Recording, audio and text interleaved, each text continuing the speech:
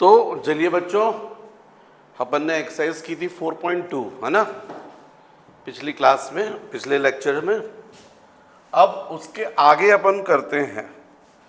तो बच्चों, सारणिक में, डिटरमिनेंट्स में आपने देखा था ये डिटरमिनेंट था, है ना, ये डिटरमिनेंट था A11, A12, A13, A21, A22, A23, A31, 32, 33, ये सारणिक थी, राइट। और संकेत तो आप समझ ही रहे ना, A11 का मतलब पहली पंक्ति पहला स्तंभ, A12 का मतलब पहली पंक्ति दूसरा स्तंभ, इस तरीके से। तो बच्चों, ये अपन ने सारणिक देखी थी। अब आज हमको पढ़ना है उपसारणिक। ये सारणिक है, इसके उपसारणिक, उपसारणिक, इसको इंग्लिश में बोलते हैं माइनर, है ना। तो जैसे A11,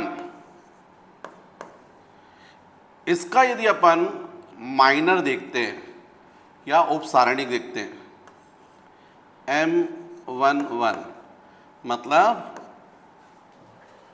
A11 का उपसारणिक, माइनर। तो इसके लिए बहुत सिंपल है बच्चों, पूरी पंक्ति छोड़ दो, पूरा स्तंभ छोड़ दो, बाकी जो बन रहे हैं वो हो जाएगी उपसारणिक। A22, A23, A32, A33, ये होगी उपसारणिक A11 की। अब यदि A12 की बताना है आपको, माइनर, तो ये पंक्ति छोड़ दो, ये स्तंभ छोड़ दो, तो इसकी सारणिक हो जाएगी A21, A23, A31, A33, right. तो बच्चों, ये है उपसारणिक का कॉन्सेप्ट। किसी का भी उपसारणिक आप निकाल सकते हो। जैसे A33, M33, तो इसका हो जाएगा, ये पूरी पंक्ति छोड़ दो, ये स्तंभ, तो बाकी बचा हुआ A11, A12, A21, A22। मेरे ख्याल से बात आप समझ गए कि किस तरीके से हम लोग उपसारणिक ज्ञात करते हैं। पूरी पंक्ति छोड़ देते हैं जिसमें वो अवयव है, एलिमेंट है, और स्तंभ को छोड़ देते हैं। जो बाकी बचे हुए हैं उनके लिए हम सारणिक बना देते हैं। तो मेरे ख्याल से बच्चों, ये माइनर या उपसारणिक आप समझ गए हैं। तो मेरा अब नेक्स्ट जो है वो है कोफैक्टर, या उसी को अपन हिंदी में बोलते हैं सहखंड। तो जैसे उपसारणिक मैंने सिखाई है, वैसे ही अब मैं सहखंड, सहखंड,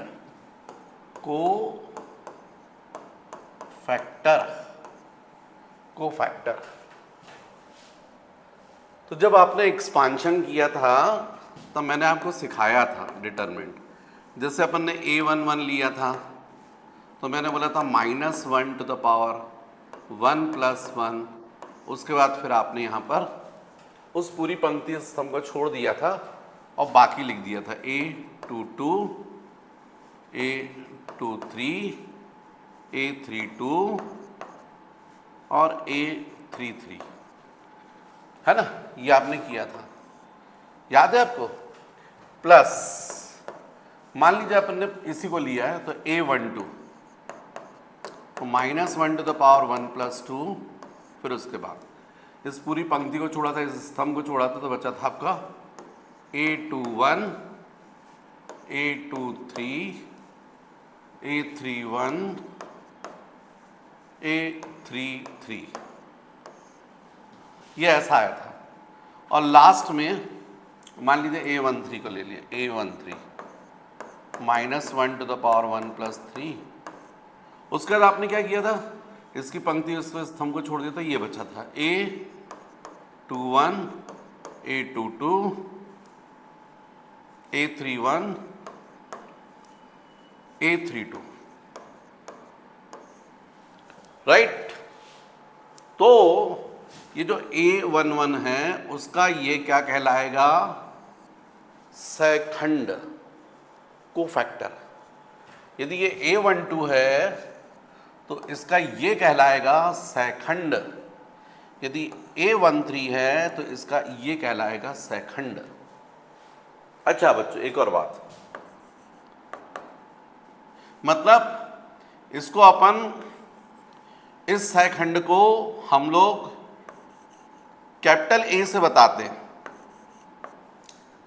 माइनर को कैपिटल एम से, उपसारणिक को कैपिटल एम से, और सहखंड जो है उसको कैपिटल ए यूज करते हैं। तो ये कहलाएगा A11, ये कहलाएगा बच्चों A12, और ये कहलाएगा A13। इसका मतलब है डिटरमिनेंट की जो वैल्यू है, सारणिक की वैल्यू होती है A11 A11, फिर यहां पर प्लस A12, ये हो जाएगा कैपिटल A12, फिर A13 तो कैपिटल A13। इस तरीके से सारणी का मान होगा।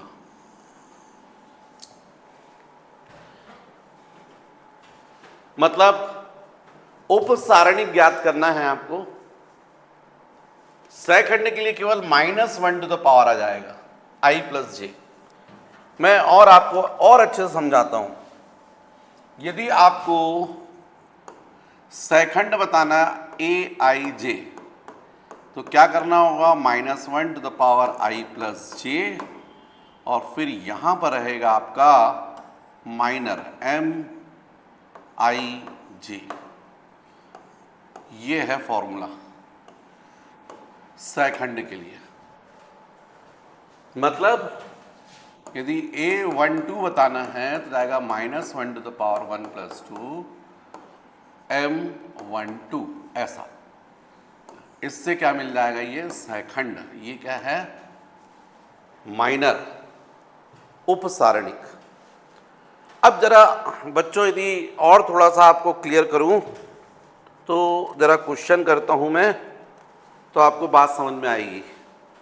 तो चलिए अपन एक्सरसाइज प्रश्नावली 4.3 देखते हैं। एक्सरसाइज 4.3, इसमें अपन फर्स्ट को ही देखते हैं, फर्स्ट क्वेश्चन को। तो लिखा है निम्नलिखित सारणिकों के अवयवों के उपसारणिक एवं सहखंड ज्ञात कीजिए। और फर्स्ट का फर्स्ट है ये 2 -4 0 3। हमको इसके उपसारणिक एवं सहखंड जो है वो लिखना है। तो बच्चों उपसारणिक, इसका उपसारणिक मतलब A11 कितना होगा, पूरी पंक्ति छोड़ दो, स्तंभ छोड़ दो तो जाएगा 3। फिर ये क्या है, इसका A12, लेकिन इसका उपसारणिक माइनर फर्स्ट सेकंड, तो ये पंक्ति छोड़ दो स्तंभ तो जाएगा 0। फिर M21 उपसारणिक, इसके उपसारणिक, ये पंक्ति छोड़ दो ये स्तंभ तो -4। अब M22 इसका, तो ये पूरी पंक्ति छोड़ दो ये स्तंभ छोड़ दो 2 आ जाएगा। ये आपने निकाल लिया उपसारणिक। अब सहखंड A11 -1 to the power 1 plus 1 into M11, A12 -1 to the power 1 plus 2 M12, A13 -1 to the power 1 plus 3 M13, A13 नहीं है ही नहीं, 21 है ही नहीं यहाँ पर, 21 दूसरी पंक्ति पहले स्तंभ 22 -1 to the power 2 plus 2 M22 is equal to -1 to the power 2 plus M11 कितना बच्चों 3। फिर A12 0 है 0 जाएगा, A21 M21 -4 -1 to the power 1 + 3 plus हो गया, और M21 कितना है -4। फिर ये -1 टू द पावर 2 + 2 प्लस हो गया, और M22 की वैल्यू 2। यहाँ पर मुझसे गलती हुई है, वो 2 + 1 था, ये 2 + 1 का मतलब नेगेटिव हुआ, और इसकी वैल्यू भी अपनी नेगेटिव है, तो ये +4 आ जाएगा। तो ये होंगे बच्चों आंसर। मेरे ख्याल से आप समझ गए, और थोड़ा सा इजी भी है। दूसरी पंक्ति, सेकंड क्वेश्चन भी वैसे ही है। चलिए सेकंड, ये फर्स्ट का फर्स्ट है, चलिए सेकंड का भी फर्स्ट करते हैं, सेकंड का फर्स्ट करते हैं। 1 0 0 0 1 0 0 0 1। अब इसके अपन को क्या करना है, उपसारणिक बताना है और सेखंड बताना है। तो उपसारणिक m कितने हैं, M11 है ना, फिर 1 2 1 3, फिर M21 M22 M23, फिर M31, नहीं थोड़ा रुक जाओ, M11। तो M11 में पूरी पंक्ति छोड़ दो, स्तंभ छोड़ दो, 1 0 0 1, और इसको सॉल्व भी कर सकते हो, 1 × 1 -0 1 आ गया। M12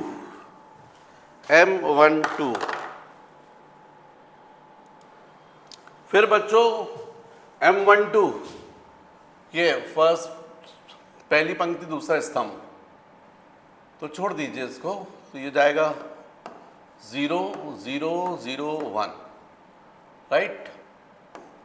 ये जाएगा 0 -0 0। M13 पहली पंक्ति तीसरा स्तंभ, छोड़ दीजिए इसको, जाएगा 0 1 0 0। सॉल्व करोगे तो 0 -0 × 1 0, ये भी 0। M21 दूसरी पंक्ति पहला स्तंभ, छोड़ दो इसको छोड़ दो, तो क्या बचेगा 0 0 0 1 0 0 0 1। सॉल्व करोगे तो 0 -0 0। M22 ये दूसरी पंक्ति दूसरा स्तंभ, छोड़ दीजिए, 1 0 0 1 1 0 0 1 1 -0 1। M23 दूसरी पंक्ति तीसरा स्तंभ, इसको छोड़ दो 1 0 0 0 1 0 0 0।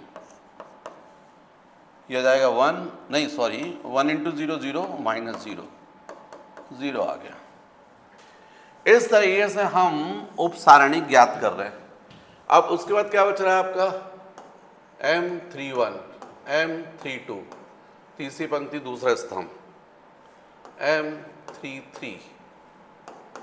चलिए बताइए मुझे M31 का मतलब ये तीसरी पंक्ति पहला स्तंभ, इसको छोड़ दो, पंक्ति छोड़ दो, स्तंभ 0 0 0 0 1 0। फिर तीसरी पंक्ति दूसरा स्तंभ, तीसरी पंक्ति दूसरा स्तंभ, इसको तो डेफिनेटली आप ये स्तंभ छोड़ेंगे, इसको 1 0 0 0 1 0 0 0 0 -0। यहाँ पर कितना आ गया, 0 -0 0 हो गया, ये भी 0 हो गया। फिर M33 तीसरी पंक्ति तीसरा स्तंभ, ये तीसरी पंक्ति तीसरा स्तंभ, तो आप इसको छोड़ दीजिए, इसको छोड़ दीजिए, कितना हो गया, 1 0 0 1 1 -0 1। अब ये बच्चों हो गया पूरे माइनर हो गए। को फैक्टर निकालते हैं, A11 सेकंड -1 की घात 1 + 1 M11, A12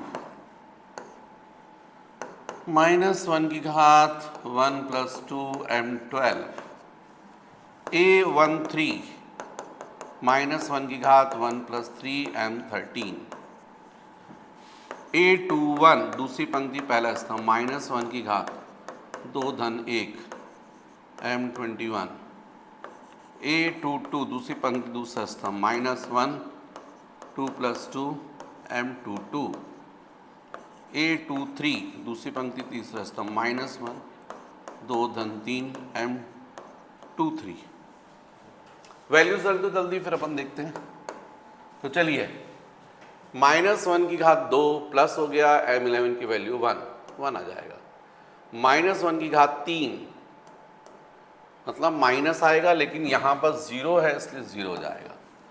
फिर M13 कितना है 0, तो कुछ भी कर लो 0 ही रहेगा। फिर M21 0 है तो 0 आ जाएगा, यहाँ 0 रखोगे ना गुणा करोगे तो 0 आएगा। M22 1 है, ये 1 है और यहाँ -1 की घात 4 है मतलब धन 1 आ जाएगा। M23 ये 0 है तो 0 आ जाएगा। अब नेक्स्ट बच्चों A31 -1 की घात 3 + 1 M31, 32 3 + 2 M32, A33 -1 की घात 3 + 3 M33। चलो मान रखो, M31 कितना था 0 0 जाएगा, M32 कितना था 0 ये हो जाएगा। फिर यहाँ M33 की वैल्यू 1 है तो ये 1 और यहाँ पर -1 की घात 6 मतलब धन 1। कुल मिलाकर हमने इस तरीके से ज्ञात किया। तो ये हो गए आपकी उपसारणिक और यहाँ से हो गए आपके सेकंड। ये बच्चों इस तरीके से हमको क्वेश्चंस करना है। फिर बच्चों मेरे ख्याल से आप समझ गए मेरी बात। एक्सरसाइज 4.3 बहुत इजीली आप कर लेंगे। अब नेक्स्ट इसके बाद अपन आगे देखते हैं अवयवों के सेखंडज और व्युत्क्रम। तो चलिए बच्चों थोड़ा सा कुछ चीजें समझते हैं। अब अभी आपने क्या पढ़ा था, माइनर और कोफैक्टर। माइनर मतलब उपसारणिक, कोफैक्टर मतलब सेखंड। अब हमको पढ़ना है सेखंडज, खंड के आगे ज, सेखंडज। तो इसको बोलते हैं बच्चों इंग्लिश में एडजॉइंट ऑफ मैट्रिक्स, अवयवों के सेखंडज। तो देखिए अभी तक जो बात चल रही थी वो बात सेखंड की थी, लेकिन सेखंडज जो है वो क्या होता है, यदि हम जो सेखंड है उसका परिवर्त निकालेंगे तो उसी को हम लोग बोलते हैं सेखंडज। किसी सेखंड का परिवर्त, परिवर्त मतलब ट्रांसपोज। तो यदि हमको कोई अवयव दिया है उसका हम ट्रांसपोज करेंगे, परिवर्त करेंगे, उसी को हम लोग बोलते हैं सेखंडज मैट्रिक्स या एडजॉइंट अवयव, एडजॉइंट मैट्रिक्स, सेखंडज अवयव या एडजॉइंट मैट्रिक्स। अब इस बात को मैं थोड़ा एग्जांपल लेके समझाऊंगा आपको, एकदम अभी क्लियर हो जाएगा। लेकिन जरा देखो, चलो अच्छा ले ही लेते हैं एग्जांपल आपको समझाने के लिए। थोड़ा सा इजी एग्जांपल लेते हैं। यदि आपको 1 2 3 4 ये आपके पास में अवयव है, तो मान लीजिए उदाहरण के लिए मैंने ये लिया 1 2 3 4 अवयव दिया हुआ है ए, और इसका मुझे ज्ञात करना है सेखंडज अवयव। तो पहले तो आप सेखंड निकालिए।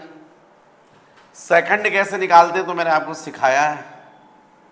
A11 ज्ञात करेंगे तो क्या हो जाएगा, -1 की घात 1 + 1 मतलब 2, और फिर इस पंक्ति को छोड़ देंगे, इसको 4 आ जाएगा। कुल मिलाकर देखें तो 4 आ जाएगा। फिर यहाँ पर देखें A12 -1 की घात 1 धन 2 3 हो जाएगा। इस पंक्ति को छोड़ देंगे, इस स्तंभ को लिखेंगे आप 3, 100 पर यह -3 आ जाएगा। फिर इसका ज्ञात करें A21 -1 की घात 2 धन 1 मतलब 3, ये पंक्ति छोड़ देंगे, स्तंभ तो आ जाएगा 2, ये भी बच्चों ऋण 2 आ गया। और लास्ट ये बचा है A22। तो यदि मैं आपसे A22 पूछूंगा, A22, तो आप -1 की घात बोलोगे 2 धन 2, इसको छोड़ दोगे पंक्ति को, स्तंभ को, तो 1 आ जाएगा। और आपको मालूम ये धनात्मक हो जाएगा तो ये 1 आ गया। तो इस तरीके से आपने क्या ज्ञात कर लिया बच्चों, सेखंड ज्ञात कर लिया। यदि मैं इस सेखंड को आपसे पूछूंगा तो आप बोलेंगे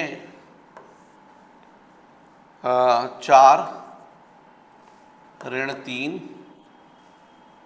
ऋण 2 और 1। अब आपको ज्ञात करना है एडजॉइंट ए,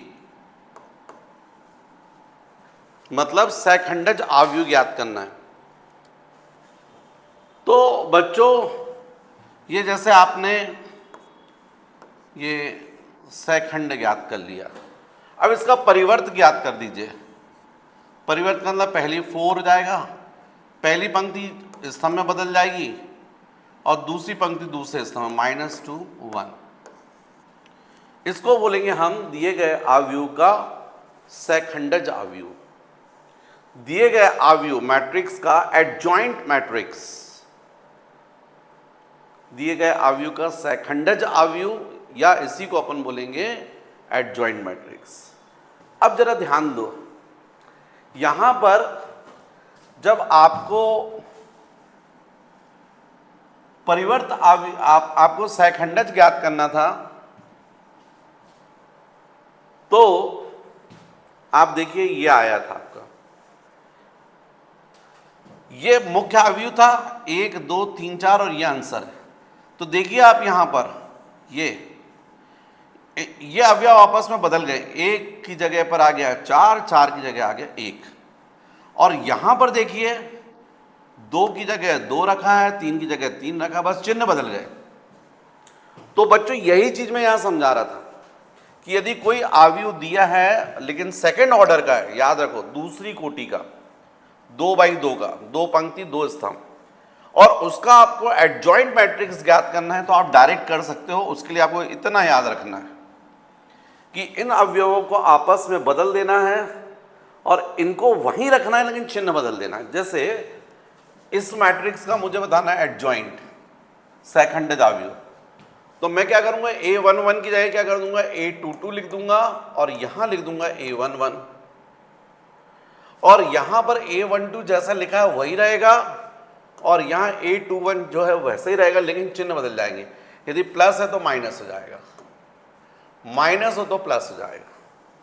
तो इससे आपको क्या मिल जाएगा, यदि सेकेंड ऑर्डर में दूसरी कोटि में 2/2 की कोटि का कोई वर्ग आव्यूह है, उसका आप डायरेक्ट सोच सकते हैं सेखंडज आव्यूह, वो ऐसे, इस उदाहरण के आधार पर। तो मेरे ख्याल से बात समझ में आ गई आपको। अब बच्चों मेरे पास इतनी जगह थी तो मैंने इस चीज को यहां समझा दिया, कोई प्रॉब्लम नहीं। अब नेक्स्ट आते हैं। तो कभी भी बच्चों ये जो थ्योरम है वो आपको याद रखना है, किसी आव्यूह को यदि एडजॉइंट ए से गुणा करते हैं, किसी मैट्रिक्स को एडजॉइंट मैट्रिक्स से गुणा करते हैं, मल्टीप्लाई करते हैं, फिर से किसी आव्यूह को यदि हम सेखंडज आव्यूह से गुणा करते हैं, किसी आव्यूह को सेखंडज आव्यूह से गुणा करें, या सेखंडज आव्यूह को किसी आव्यूह से, उसके आव्यूह से गुणा करें, तो जो गुणनफल आएगा वो हमेशा जो आपका आव्यूह दिया था उसको सारणिक में बदल दीजिए, इंटू आई कर लीजिए। आई मतलब तत्समक आव्यूह, जिसके विकर्ण में केवल एक एक रहे, बाकी सब शून्य रहे। तो ये थ्योरम अभी प्रूव भी करेंगे अपन, तो ये याद रखिएगा, a into adjoint A is equal to adjoint A into A is equal to determinant of A into I. Hindi में मैं बोलूं तो आव्यूह इंटू सेखंडज आव्यूह बराबर सेखंडज आव्यूह इंटू आव्यूह इज इक्वल टू सारणिक आव्यूह इंटू आई, तत्समक आव्यूह। तो बच्चों ये भी अपन क्वेश्चंस करेंगे तो क्लियर हो जाएगा। नेक्स्ट मुझे बताना है तुमको अवित्क्रमणीय आव्यूह। अवित्क्रमणीय आव्यूह, इसको बच्चों इंग्लिश में बोलते हैं सिंगुलर मैट्रिक्स। यदि कोई आव्यूह दिया है आपको और उस आव्यूह के सारणिक का मान ज्ञात करें, डिटरमिनेंट की वैल्यू, और यदि वो 0 आ रही है तो इसका मतलब है दिया गया आव्यूह जो है वो कैसा है, सिंगुलर मैट्रिक्स, अवित्क्रमणीय आव्यूह है। अवित्क्रमणीय आव्यूह कैसे चेक करते हैं, तो दिए गए आव्यूह का क्या निकालिए, सारणिक। उस सारणिक का मान यदि 0 आ गया तो दिया गया आव्यूह क्या है, अवित्क्रमणीय आव्यूह। अवित्क्रमणीय आव्यूह, सिंगुलर मैट्रिक्स। तो इस चीज को भी मैं थोड़ा सा आपको एग्जाम्पल की मदद से समझाना चाहता हूं, तो चलिए समझाता हूं मैं आपको। मैंने आपको बोला कि यदि आप किसी आव्यूह को चेक करना है आपको कि वो अवित्क्रमणीय आव्यूह है क्या, सिंगुलर मैट्रिक्स, तो उसके सारणिक का मान निकालो। उदाहरण के लिए ये आव्यूह है, आप मान लीजिए यहां पर 1 लिया है, 8 लिया, ये 2 है, ये 4, और हमको चेक करना है क्या ये अवित्क्रमणीय आव्यूह है, सिंगुलर मैट्रिक्स है क्या। तो इसके डिटरमिनेंट की मान निकाल कर देखो। अब डिटरमिनेंट कैसे निकालोगे, तो आप इसको गुणा करोगे, 1 इंटू 8 माइनस 4 इंटू 2 8, कितना आ गया, 0। सारणिक का मान 0 आ गया। यदि सारणिक का मान 0 आता है, इसका मतलब ये जो आव्यूह दिया गया है ये कौन सा मैट्रिक है, सिंगुलर मैट्रिक्स है। इसको आप हिंदी में बोलते हैं अवित्क्रमणीय आव्यूह। और इतना बोलने से आप समझ गए कि यदि डिटरमिनेंट की वैल्यू 0 नहीं आई तो उसको बोलते हैं बच्चों व्युत्क्रमणीय आव्यूह, नॉन सिंगुलर मैट्रिक्स। यदि कोई हमको आव्यूह दिया गया है, अभी आपने देखा, मैंने आपको पढ़ाया अवित्क्रमणीय आव्यूह, अब मैं आपको बोल रहा हूं व्युत्क्रमणीय आव्यूह, मतलब इसको बोलते हैं नॉन सिंगुलर मैट्रिक्स। तो यदि कोई आव्यूह आपको दिया गया है और इसके सारणिक का मान, यदि सारणिक का मान 0 नहीं आ रहा है, इसका मतलब जो आव्यूह हमको दिया गया है वो नॉन सिंगुलर मैट्रिक्स है, नॉन सिंगुलर मैट्रिक्स, व्युत्क्रमणीय आव्यूह कहलाता है। उदाहरण के लिए मान लीजिए डिटरमिनेंट है 1 2 3 4, इसके सारणिक का मान ये हमको कोई आव्यूह दिया गया है, ये कोई आव्यूह दिया गया है। अब इसके डिटरमिनेंट का मान आप निकाल कर देखो, हो जाएगा 1 इंटू 4 माइनस 3 इंटू 2 माइनस 2। बच्चों ये 0 नहीं आया, इसका मतलब यदि 0 नहीं आ रहा है, मतलब ये नॉन सिंगुलर मैट्रिक्स है, नॉन, है ना, नॉन सिंगुलर मैट्रिक्स। इसको हिंदी में बोलते हैं व्युत्क्रमणीय आव्यूह। इसका मतलब ये व्युत्क्रमणीय आव्यूह है। तो ध्यान रखिए, यदि कोई आव्यूह दिया है और उसके सारणिक का मान 0 आता है, मतलब वो सिंगुलर मैट्रिक्स है, उसको अव्युत्क्रमणीय आव्यूह बोलते हैं। लेकिन यदि किसी आव्यूह का हमने सारणिक का मान निकाला और यदि 0 नहीं आ रहा है, मतलब वो नॉन सिंगुलर मैट्रिक्स है, उसको बोलते हैं व्युत्क्रमणीय आव्यूह। तो बस जो इस लेक्चर में बस यहीं तक पढ़ते हैं, इसके आगे अपन देखते हैं नेक्स्ट लेक्चर में।